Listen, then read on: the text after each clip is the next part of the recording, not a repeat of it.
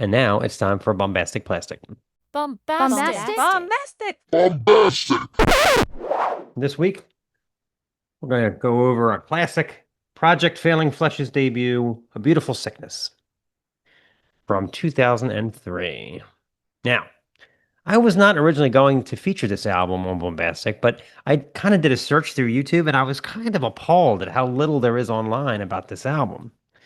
It's hard to believe it's been over 20 years since this forward-thinking little thrash nugget hit our collective mailboxes. But then again, the early noughties were an exciting time for avant-garde metal.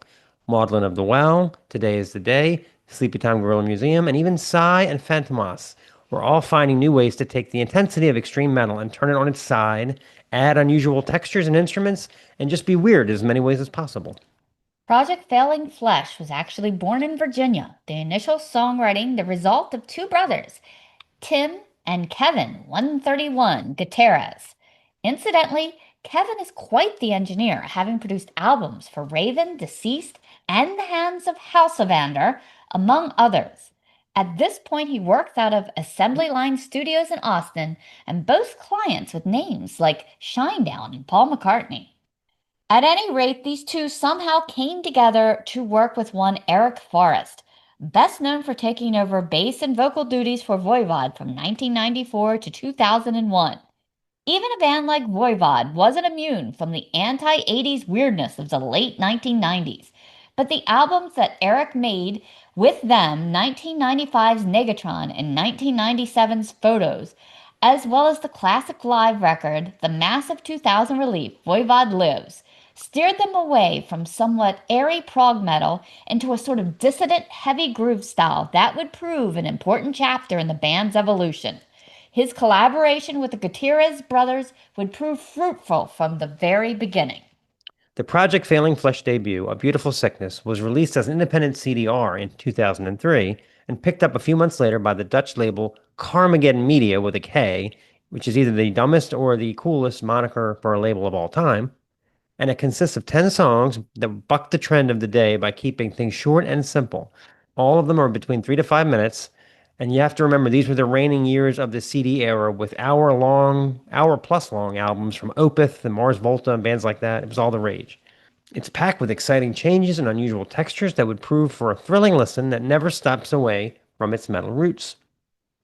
From track one, the production on A Beautiful Sickness is warm and round yet caustic. Huge drum sound. The guitar tones on the album are vicious and beefy with a clear connection to classic thrash. And these guys were magicians at transitions. I like that. Magicians at transitions. Yeah. The title track moves from a pounding overkill adjacent double bass tempo to full-on blast beats against what sounds like a Hammond B3, a combination that shouldn't sound glorious, but it does. Eric's guttural snarls are all over the album with very little in the way of clean vocals, save for a spoken bit here and there. Let's play a clip. This is A Beautiful Sickness. Time is now.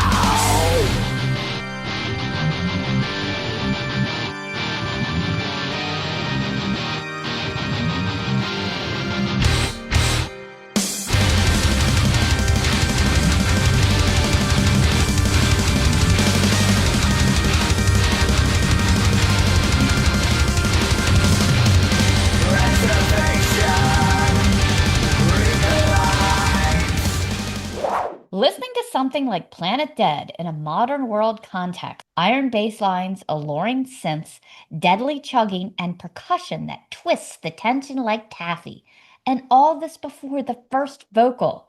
It made me think of those 90s Creator albums, the way the band tried to retain the heaviness and the roots in thrash while experimenting with other genres and instruments, but PFF do a much better job.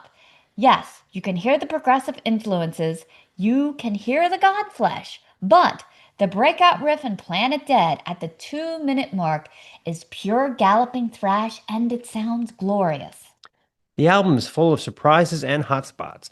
The muck-dragging doom riff of 9mm movie that backs into a crazed violin solo like an outtake from 2 Megatherion is one of them. Then there is the bizarre second half of long, silent voices with mosh-friendly downstrokes, kind of ballet dancing with piano flourishes, and eventually full-on orchestration. Of course, Taste of the Lie drags out the funhouse electronics, programmed drums colliding with riffs the size of bull rings, a track that has not dated one iota in 20 years and still sounds futuristic and challenging to this day. Last but not least, leave it to this bunch to tackle a cherished Venom track for the album's finale, a crushing take on the non-LP Warhead, tackled in a way that sounds so retro and so futuristic all at the same time. It was great to give this one a fresh listen as it still sounds so potent. The lyrics are dark and menacing, the production top-notch, and the experimental nature of the songs does not detract from their headbanging power. Looking at Eric's E-Force band set list, it looks like they are predominantly dominated by Voivod covers, but I submit that throwing in a little material from Project Failing Flesh debut would go a long way. Okay, let's close it out with a little 9mm movie. It's too late.